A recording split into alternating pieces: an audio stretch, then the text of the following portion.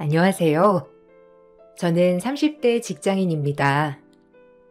오랜만에 딸아이랑 오붓하게 시간을 보내면서 이런저런 생각을 하다 보니 그동안의 우여곡절이 생각이 나 이렇게 사연을 적어보게 되었습니다.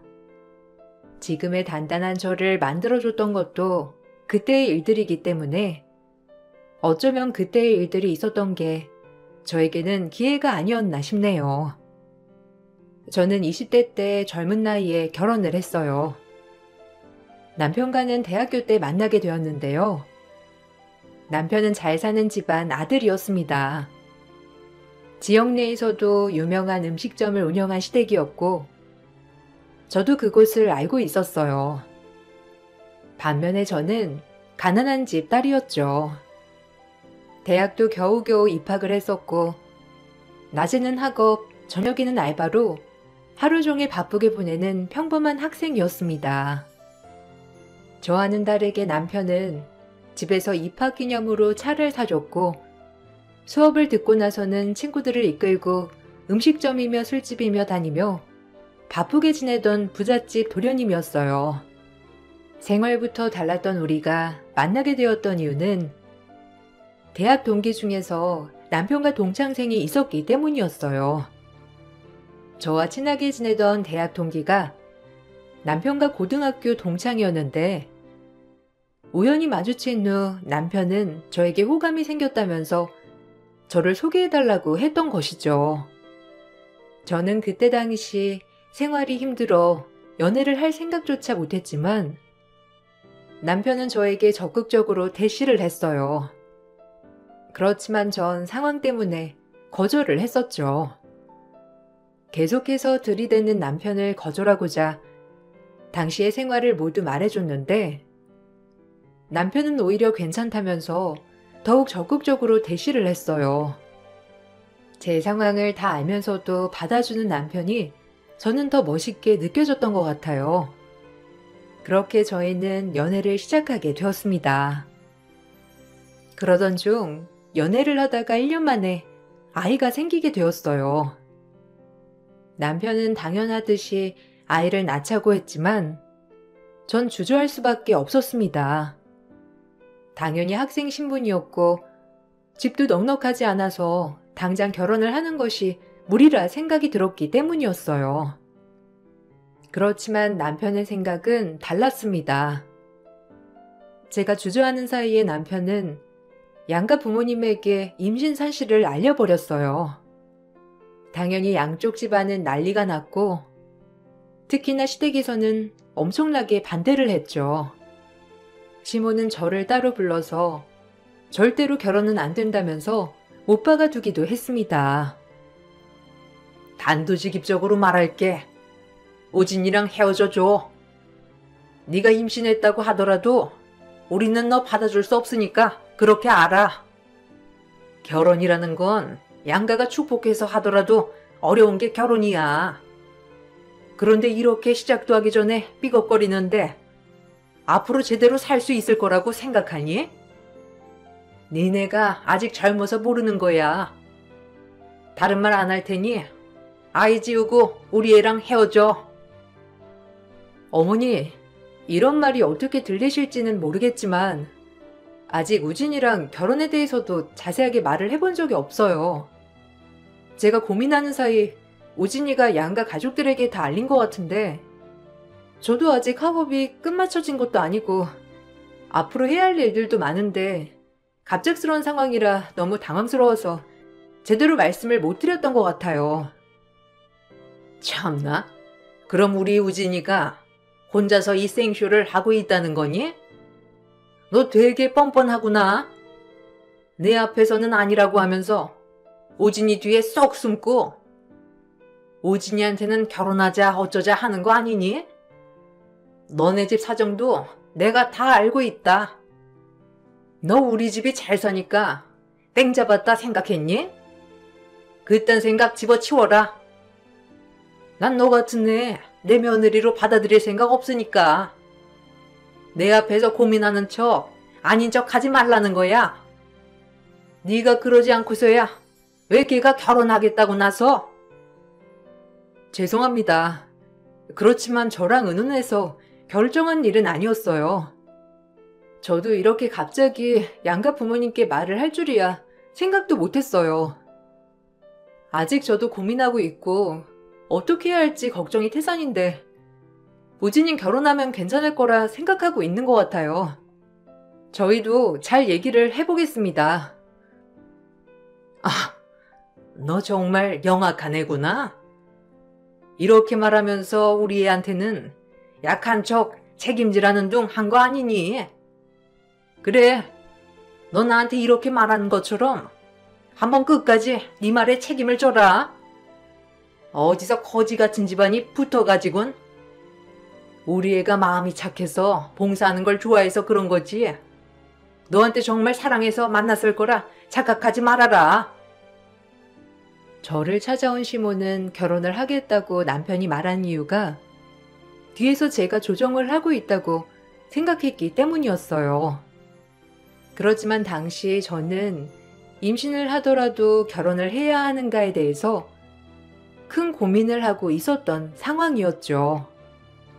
결혼에 대해서는 확신이 없었던 상황이었지만 양가 부모님이 임신 사실을 모두 알게 되었고 거기다가 친한 지인들도 알고 있는 상황에서 어떻게 해야 할지 난감했어요.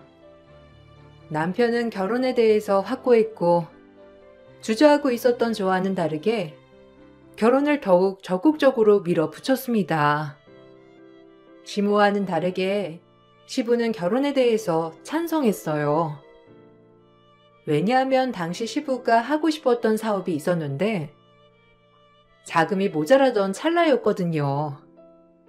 부려든 축의금을 받는다면 그 돈으로 사업을 할 수 있을 거란 생각에 시부는 찬성을 했다고 남편은 나중에 말해 주었죠. 결국 시부와 남편이 막무가내로 밀어붙이면서 저희는 그렇게 결혼을 하게 되었습니다. 저와 시모의 사이는 당연히 좋지 않았어요. 저희 친척 중에서 외국에 나가게 되면서 몇 년 비게 되는 집이 있었는데 그 집으로 들어가면서 그렇게 신혼생활을 하게 되었습니다. 시모는 그 과정도 너무나 탐탁치 않게 생각을 했어요. 저는 임신을 하고 나서 학교를 휴학하게 되었지만 남편은 시댁 지원으로 학교를 그대로 다녔습니다. 가끔씩 친한 동기가 전화를 해와 학교에서 남편의 생활을 알려주곤 했는데 그때마다 정말 많은 생각이 들더라고요. 정연아, 몸은 좀 어때? 잘 지내지? 이제 아이 태어날 때 얼마 안 남은 거 아니야? 배는 많이 나왔어? 학교에 놀러와. 안 그래도 애들이 너 어떻게 지내는지 궁금하다고 하는데 시간 내서 보자. 어떻게 결혼하고 나서는 밖에도 잘 안 나오고 우진이는 그래도 꼬박꼬박 학교도 잘 나오던데 너도 그냥 휴학하지 말고 학교 쭉 다니지 그랬어. 너무 아쉽다. 같이 학교 다니면 더 좋았을 것 같은데. 오랜만이야. 그래도 임신한 몸으로 학교 다니긴 너무 힘들지. 벌써 이제 막달이라서 배가 엄청 나왔어. 이제 언제 아이 낳아도 이상하지 않을 정도야. 잘 지내고 있어? 안 그래도 친구들 다 만나고 싶은데 몸도 무겁고 그래서 밖에 나가기가 쉽지 않네. 아이 낳고 나면 학교 가야 하는데 벌써부터 걱정이다, 야. 남편이랑 자주 마주쳐? 우리 둘 중 한 명이라도 그래도 학교는 가야 하니까 잘 가는 것 같은데 학교 잘 다니고 있나 보네. 우진이? 그럼 학교 생활 열심히 하고 있는 것 같던데? 모르는 사람이 보면 결혼한지도 모를 것 같아. 누가 애 아빠라고 하겠냐? 걔 뭐 똑같지. 주변 사람들한테 잘하고 돈도 잘 쓰고 뭐. 그래도 나는 결혼했으니까 좀 강의만 듣고 가겠지 싶었는데 동기들이랑 잘 어울리고 다니는 것 같더라? 걔네 과에서도 평판 엄청 좋더라고. 결혼한 거 다들 알고 있는데 강의도 빠진 적 없고 성적도 잘 나오고 팀플 할 때도 엄청 적극적이라고 다들 칭찬만 하더라. 거기 과에서는 다들 너 땡 잡았다고 이랬대. 아, 그래? 그렇구나. 하긴 남편은 결혼하기 전에도 잘했으니까. 아쉽다. 나도 강의 듣고 너희랑 같이 점심 먹고 그러고 싶은데. 막상 이렇게 집에만 있으니까 마음이 싱숭생숭하네. 어쨌든 아이 낳고서 한번 보자. 지금은 언제 출산할지 모르니까. 한 번씩 같이 학교를 다녔던 지인들이 전화가 올 때면 많은 생각이 들곤 했어요.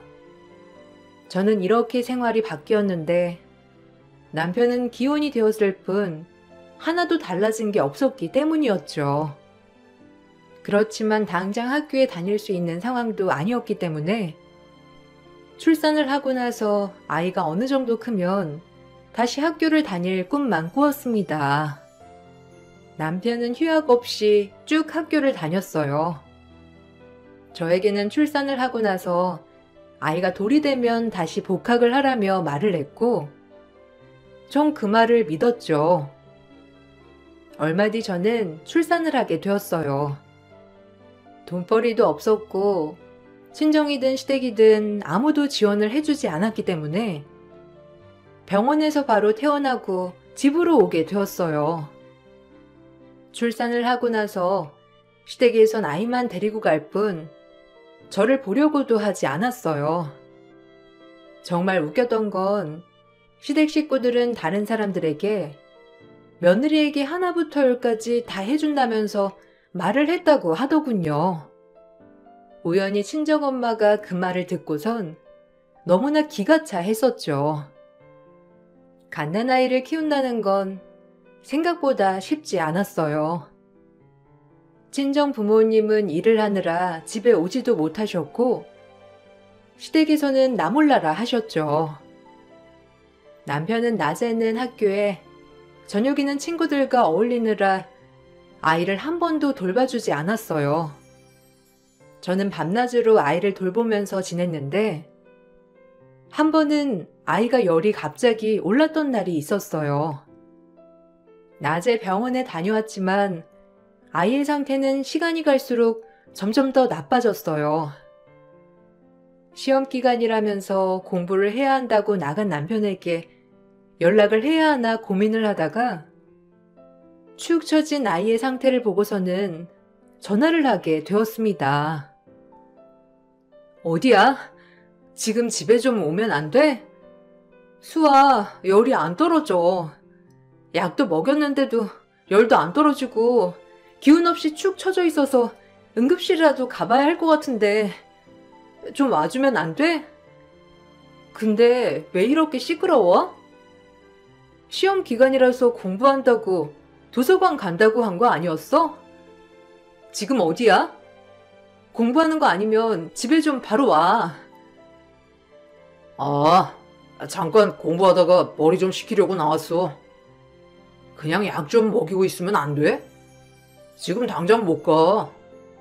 친구들이랑 다 같이 나왔는데 어떻게 나만 아이 아프다고 빠져. 정 급하면 택시 타고 갔다 와. 원래 그쯤 애들 자주 아프대. 그리고 열 좀 나는 거 가지고 응급실 가는 것도 좀 그렇지 않나?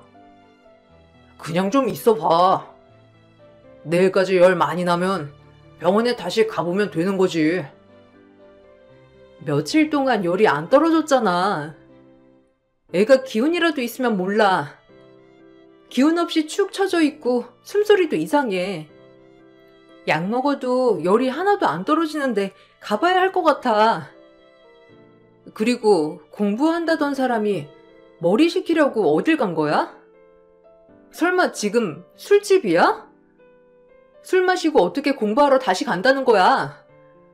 장난하지 말고 지금 당장 와. 그동안 공부한다면서 애도 한 번 안 보고 집에도 잘 안 들어왔잖아. 뭔 소리 하는 거야? 나 오늘 못 들어가. 아니야, 안 들어가. 네가 집에 있으니까 애는 네가 보는 거지. 지금 공부하느라 바쁜 나한테 집에 가서 애까지 보라는 거야? 그럼 너는 뭐 하는데? 너는 그냥 집에 앉아서 애만 보고 있잖아. 네가 똑바로 애 안 봐서 아픈 건데 그 책임을 왜 나한테 묻는 건데? 너 진짜 웃긴다. 애가 아프면 네가 알아서 병원 가고 그래야지. 왜 나한테 애까지 보라고 하는 거야? 너 제정신이야? 뻔뻔하네. 뭐? 수아 네 딸 아니야? 네 딸 아픈데 당연히 집에 와서 어떤지 봐야 하는 거 아니냐고. 지금 너야말로 제정신이야? 애가 며칠 동안 열 때문에 아파서 정신이 없는데 아빠가 된 게 매일 집에도 안 들어와. 술 마시러 다녀. 지금 뭐 하자는 건데? 제발 좀 정신 좀 차려.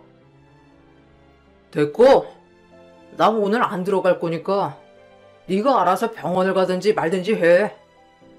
네가 애를 똑바로 봤으면 애가 아팠겠냐? 네가 제대로 안 보니까 아픈 거지. 아유, 내가 미쳤지. 너 같은 거랑 결혼해가지고 애도 다 너 때문에 아픈 거니까 알아서 해. 아이가 태어나고선 남편은 전과는 전혀 다른 사람이 되어 있었죠. 임신을 했을 때만 하더라도 제가 먹고 싶다는 건 새벽에도 바로 달려나가 사오던 사람이었는데 한순간에 남편은 달라지고 말았어요. 시간이 점점 지날수록 집에도 제대로 들어오지 않았고 친구들, 지인들과 술 마시러 다니느라 늘 만취해 들어왔습니다. 모든 것을 이해해주고 넘어감에도 남편은 저와 결혼을 한 탓에 제대로 놀지도 못한다면서 모든 걸 제 탓이라며 탓했어요. 남편의 행동에 전 당장이라도 남편과 헤어지고 싶었지만 그때 당시는 더욱 아무것도 없었던 상황이었습니다. 아이도 너무 어리기도 했고 대학 졸업도 하지 않았는데 거기다가 넉넉하지 않은 친정 상황에 도움도 받을 수 없었죠. 남편은 미혼 때와 마찬가지로 대학 생활을 즐겼습니다. 오히려 결혼을 하고서도 학교 생활을 성실하게 한다는 점 때문에 학과에서는 평판이 좋다고 하더라고요. 가정이 소홀한 남편이었지만 마치 가정에 충실한 것처럼 말을 하고 다녔다는 것도 알게 되었어요. 정연아, 잘 지내고 있어? 언제 복학할 거야? 너 복학하고서 학교 다니면 나는 일하고 있겠다. 이제 수아 몇 살이야? 어린이집은 다니고 있어? 그러면 너도 얼른 복학해서 학교 다녀. 우진이는 학교도 잘 다니고 있는 것 같던데 너도 진짜 대단하다. 어떻게 우진이 학교 생활 다 이해해주고 있는 거야? 뭐 우진이도 보니까 집에 잘하는 것 같더구만. 잘 지내고 있는 거지? 오랜만이야. 나도 복학은 하고 싶은데 수아가 아직 어린이집에 다니고 싶어 하지 않는 것 같아서 고민 중이야. 학교 가려면 등록금도 필요하고 일을 먼저 해야 할 것 같은데 이게 상황이 좋지 않네. 나도 학교 다녀서 얼른 졸업하고 싶다. 그래도 졸업하면 취업하는데 좋지 않을까 싶은데 영 기회가 안 되는 것 같아. 아무래도 수아 좀 더 커서 다녀야 하지 않을까 싶기도 하고. 어? 그래도 너네 시댁에서 지원 많이 해주지 않아? 우진이가 생활비며 뭐며 다 자기 집에서 받는다면서 막 자랑하던데? 그래서 다들 너 되게 잘 사는 줄 알고 있어. 학비 걱정이면 시댁에 좀 부탁해봐. 생활비도 주시는데 학교 다닌다고 하면 좀 지원해 주시지 않을까? 너도 너무 아이만 챙기지 말고. 우진이 말로는 너네 시어머니가 애 봐준다고 했는데 네가 거절했다며. 왜 그래? 아무래도 시댁은 좀 불편한가? 무슨 소리야. 시어머니 나한테 전화도 안 오는데. 우진이가 학교에서 뭐라고 하고 다니길래 그런 말이 나와? 그리고 시댁에서 생활비를 다 대준다고? 누가 그래? 우진이한테 주는지는 모르겠는데 난 한 번도 받아본 적 없어.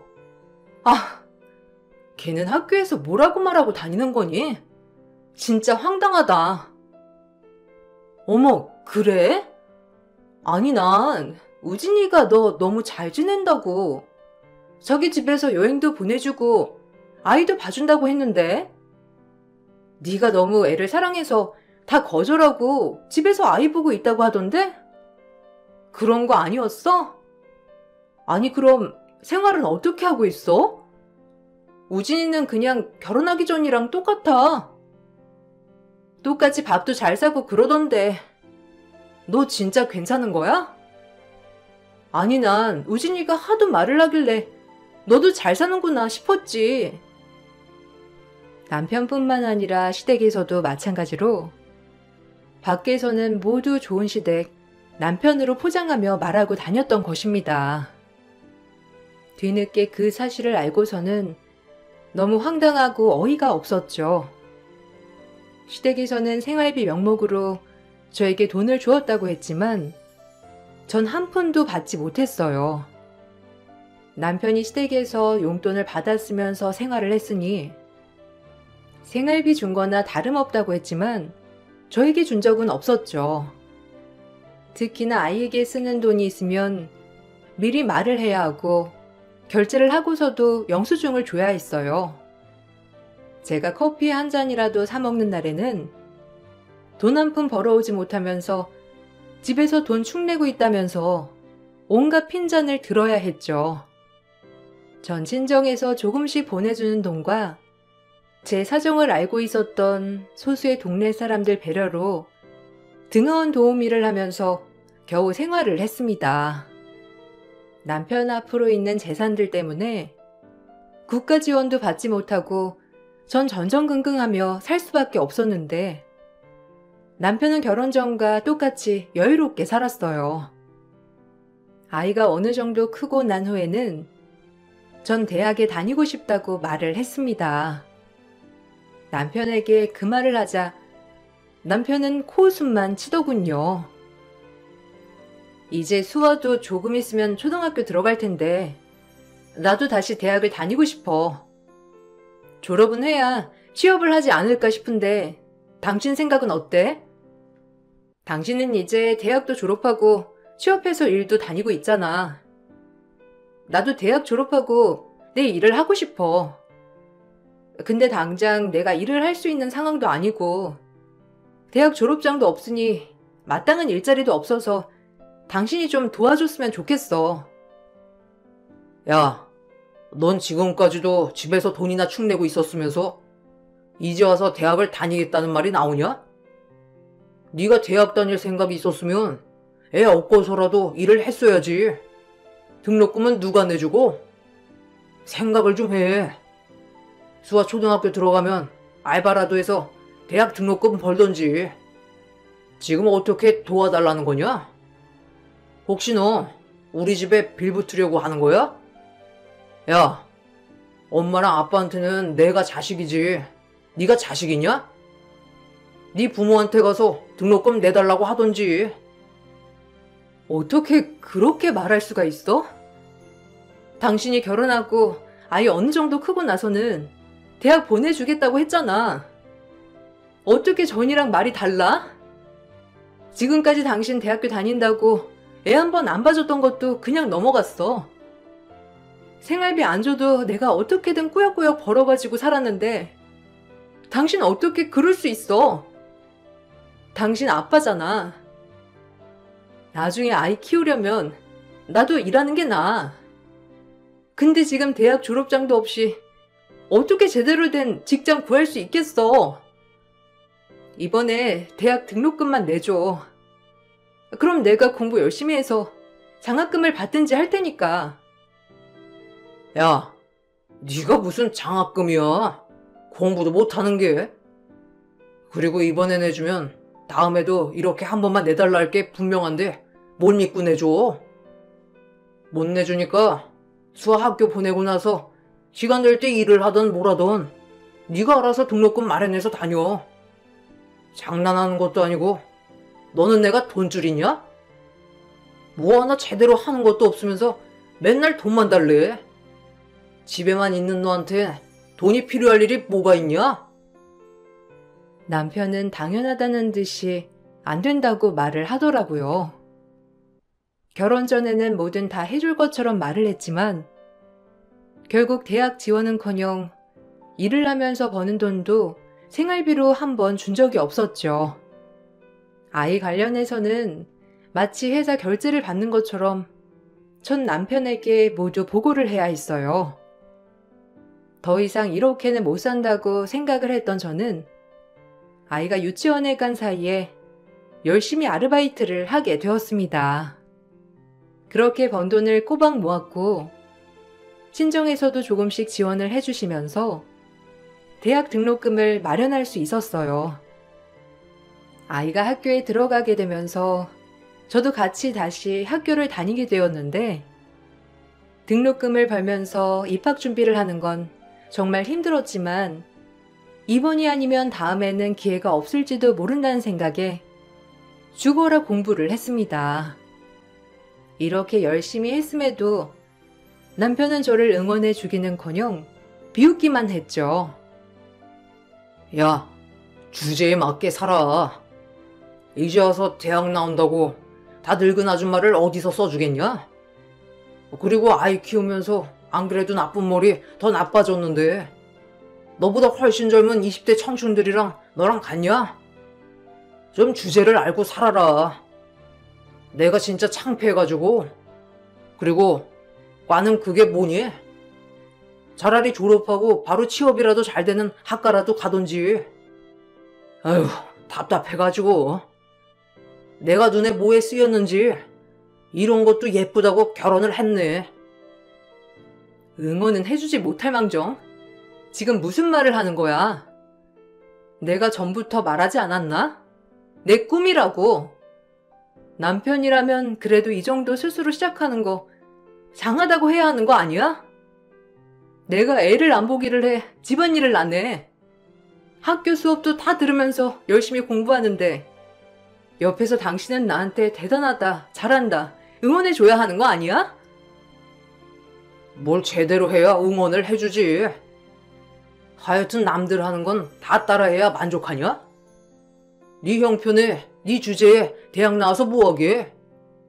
어차피 너 애도 봐야 되고 거기 학과 나오면 밥 먹고 살 수 있냐? 시험이라도 보려고? 네 머리로?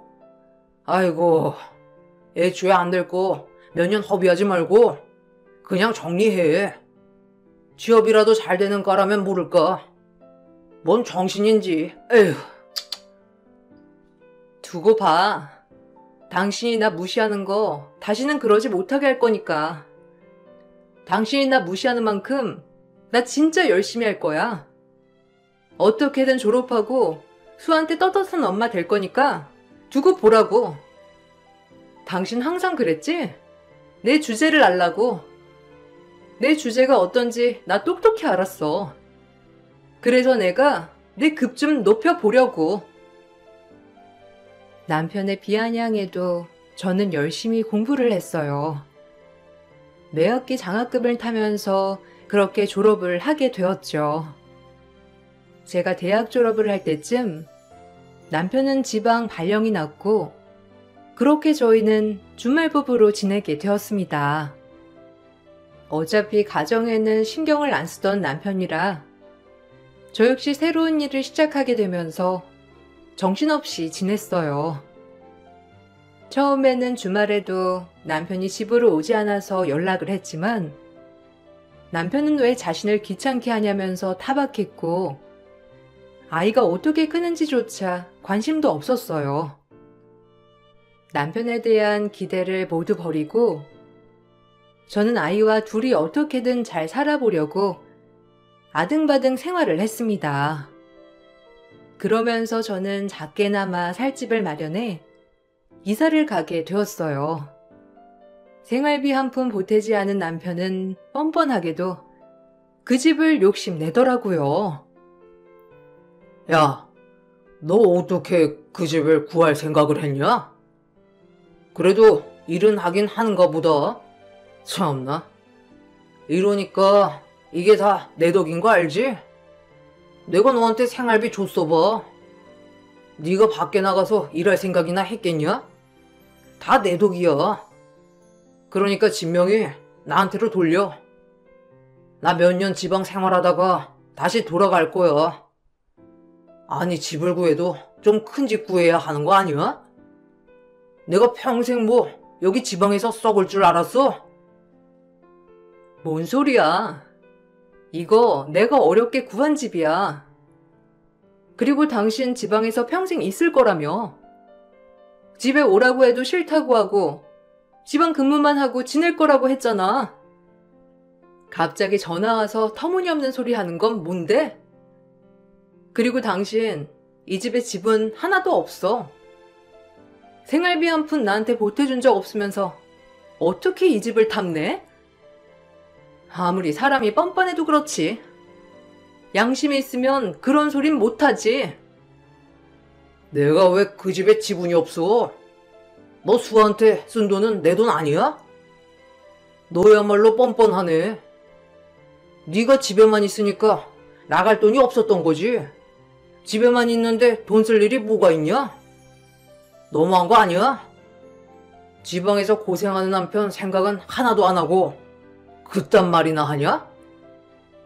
암튼 나 이번에 올라갈 테니까 명의 변경할 생각해. 알았냐? 원래 그런 건 남자 명의로 해야 하는 거야. 네가 어디서 사기당해가지고 집 날릴 줄 누가 아냐? 헛소리 하지 마. 이 집 내가 고생고생해서 얻은 집이야. 지금까지 미친 듯이 일해서 번 돈이랑 내 대출로 마련한 집인데 당신 지분이 어디 있어? 정신 차려. 당신 집 갖고 싶거들랑 시부모님한테 말해보던지.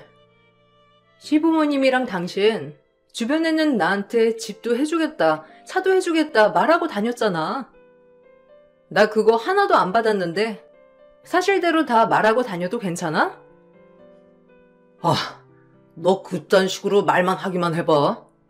야, 그거 다 이미지 관리한 거야. 뭐 내가 너한테 나쁘라고 그랬겠냐? 우리가 그런 말 하면서 네 이미지도 좋아지는 거야. 그런 거 다 정중히 거절하고 아이만 키우고 있다고 그런 소린 안 들었니? 참나. 좋게 해줘도 난리네. 아무튼 생각해봐. 명의 나한테 바꾸는 걸로. 알았지? 남편은 뻔뻔하게 집 명의를 주장하기도 했어요. 가정을 전혀 돌보지 않았던 남편이 이런 주장을 하는 게 어처구니가 없었죠. 내가 계속해서 거부를 하자 남편은 최후의 수단을 썼습니다. 바로 저에게 이혼 소송을 하는 것이었어요. 남편은 제가 불륜을 저지르고 있다면서 이혼 소송을 했습니다. 저는 너무나 황당했어요. 이미 시댁 음식점이 있는 동네에서는 제가 은혜도 모르고 불륜이나 저지르는 불륜녀로 소문이 난 상태였죠. 같은 동네에 살고 있던 엄마는 동네방네 소문이 이상하게 나면서 자신이 지나갈 때마다 손가락질을 한다면서 저에게 사실을 물어보기도 했어요.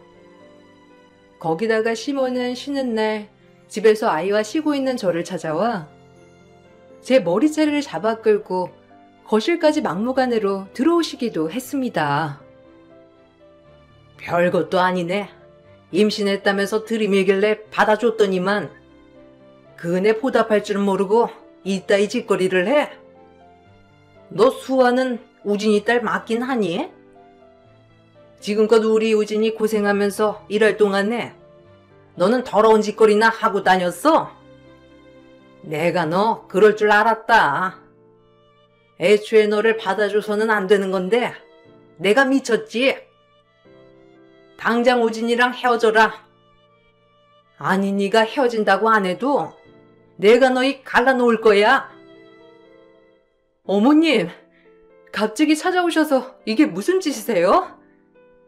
그리고 더러운 짓거리라뇨. 제가 뭘 했다고 이렇게 하시는 건데요? 진정하시고 무슨 일인지 설명해 주세요. 저희 남편 집에 안 온 지 오래됐어요. 연락도 잘 안 되고 그랬는데 지금 무슨 소리 하시는지 모르겠네요. 그리고 이혼 소송이라뇨? 제가 무슨 불륜이라뇨? 뭔가 오해가 있으신 것 같은데 그런 짓 저 절대로 하지 않았습니다. 도둑이 자기 도둑질 했다고 말하는 거 봤냐? 네가 이러고 다니니 우리 우진이가 집에를 안 들어오는 거지. 와이프가 밖에서 더러운 짓 하고 다니는데 어느 남편이 집에 오고 싶겠니? 내가 지금까지 너무 아무것도 안 했나 보구나. 내가 너 어떻게든 끌어내릴 거니까 각오해. 돈 없고 백도 없는 네가 뭘 어쩌겠니? 네 인생 내가 끌어내 줄 거야. 도대체 무슨 소리를 하시는지 모르겠네요. 지금껏 손주 한번 보러 오시지도 않아놓고 무슨 소식을 들어 그러시는지 모르겠지만 뭘 하시려거든 제대로 아시고 하세요. 그리고 억울한 건 접니다. 그동안 그래도 아무것도 없었던 저 며느리로 받아주셨으니 그것만으로 감사하다 생각했어요. 근데 이제는 그 감사함도 없을 것 같네요. 갑작스러운 상황에 놀랐던 딸은 바로 옆집 문을 두드렸고 옆집 이웃이 경찰에 신고하면서 상황은 마무리가 됐어요. 이 이후로 저는 더 이상 참을 수 없다고 생각을 했고 이혼 법정에 서기 위해서 철저하게 준비를 했습니다. 출석 당일 법원 앞으로 시댁 식구들이 우르르 몰려왔더라고요. 저는 그 앞에 서서 당당하게 인사를 했습니다. 무슨 좋은 일이라고 여기까지 다 몰려오셨어요? 참 당신도 끝까지 가지가지 한다. 뭐 좋은 일 있다고 여기까지 식구들 다 불러 모았어? 왜? 당신 혼자서는 이길 수 없을 것 같아서 그래? 내가 그래도 노력한 보람이 있네. 당신 내가 뭐 하는 사람인지 모르지? 알 턱이 있나? 집에 와본 적도 없는데. 무슨 일 하는지도 안 알아봤니? 무슨 일 하는데? 당신 그냥 사무직으로 근무하는 거 아니야? 당신이 뭔 일을 하든 말든 내가 무슨 상관이야? 됐고, 당신 불륜 저지른 거 나 다 증거 가지고 있어. 내가 모를 줄 알았지? 어떻게 지방에서 고생하는 남편 뒤통수를 이렇게 치냐? 겉으로는 순수한 척, 아이 위하는 척하면서 속으로는 온갖 쓰레기 짓은 다 하고 다녔지? 내가 모를 줄 알았어? 당신이 이제 끝이야. 참 방귀 낀 놈이 성낸다더니만. 이건 뭐 더러운 짓? 너 소개하니? 집안 근무하면서 딴 여자랑 살림 차린 건 뭐 깨끗한 짓이니? 아주 소문이 자자하더라. 얼마나 더럽게 놀았으면 지방마다 애인 한 명씩 다 있다고 소문이 나니? 참나, 세상 좋은 남편인 척하고 살면서 온갖 더러운 짓은 다 하고 다니고 그거 당신 아니야? 그래, 이참에 다 정리하자. 안 그래도 정리하려고 했는데 당신이 스타트 끊어줘서 고마워. 뭔 소리야? 당신이 뭘 한다고 그래? 그리고 당신 그거 뭐야? 왜 변호사 배지 달고 있어? 당신 설마 변호사 시험 봤어? 아니 언제? 당신 대학교 졸업만 한 거 아니었어? 와, 진짜 어이없네. 어떻게 그런 걸 남편한테 한 번 말도 안 할 수 있어? 엄마 아빠 얘 좀 봐. 변호사 됐나 봐. 나 진짜 어이가 없어가지고. 너 언제 변호사 됐는데? 그래, 너한테는 내가 여러 번 말했는데도 귓등으로 듣지도 않았지. 그렇게 비웃을 때 실컷 비웃으라고 했지? 각오해. 당신이 어떻게 살았는지 내가 찬찬히 짚어줄 테니까. 우리 헤어지는 거 맞아. 근데 이 자료는 내가 아니라 당신이 줘야 할 거야. 아, 그리고 아줌마. 저번에 저희 집 들어오셔서 저한테 폭력 휘두르셨죠? 저 그거 신고도 했는데 아시는지 모르겠네요. 폭력 휘두르면서 저랑 우리 딸 정신과 치료받고 있는 거 다 청구할 테니 여기서 이러시지 마시고 얼른 가셔서 어떻게 해결할지 준비나 하세요. 전 대학 졸업 후에 로스쿨에 진학을 했어요. 정말 치열하게 공부를 하면서 언젠가는 제 딸과 행복하게 살겠다는 다짐을 했죠. 다행히 졸업 후 시험도 바로 통과를 해서 변호사가 되었습니다. 남편이 제출한 증거는 변호사 일을 하면서 증거 확보로 숙박시설의 동료 변호사들과 단체로 들어가는 장면을 교묘하게 짜집기해서 찍은 사진이었어요. 거기다가 저희 집 앞에 살던 이웃집 남자도 상간남이라 주장을 했지만 터무니없는 주장이었죠. 오히려 남편이 그동안 지방에 근무하면서 여러 여자와 부정행위를 해왔던 것, 생활비도 한 번 준 적이 없었다는 것, 저와 딸을 유기한 거나 다름없다는 점이 모두 인정되면서 결국 남편은 저에게 위자료를 지급해야 했어요. 남편은 집에 대한 재산 분할을 주장했지만 그 또한 지금까지 생계를 책임졌던 것은 저였으며 자녀 양육 비용 또한 모두 제가 부담을 해왔기에 대부분의 재산은 제가 가지고 올 수 있었습니다. 여기에 저는 시모에 대한 일방적인 폭력도 신고를 했고 민사까지 진행을 하면서 시댁을 초토화했어요. 상간녀로 소문이 났던 것도 명예훼손으로 고소를 하게 되면서 동네방네 시댁과 남편의 실체가 밝혀지게 되었죠. 결국 시댁과 남편의 가면이 벗겨지게 되었고 시댁 가게는 좋지 않은 입소문에 문까지 닫게 되었습니다. 시댁이며 남편이며 저를 그렇게 무시했기 때문에 전 더 독하게 공부를 할 수 있었어요. 그렇게 변호사가 되었고 이혼까지 하게 되었어요. 남편의 부정행위는 회사에도 모두 알려지게 되었다고 하더라고요.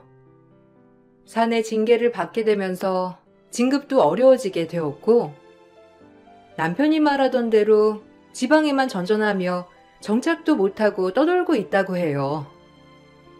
당시에는 너무나 힘들고 괴로웠던 일이었지만 어쩌면 그때의 상황이 저에게는 다시 발돋움할 수 있었던 기회가 되었던 것 같기도 해요.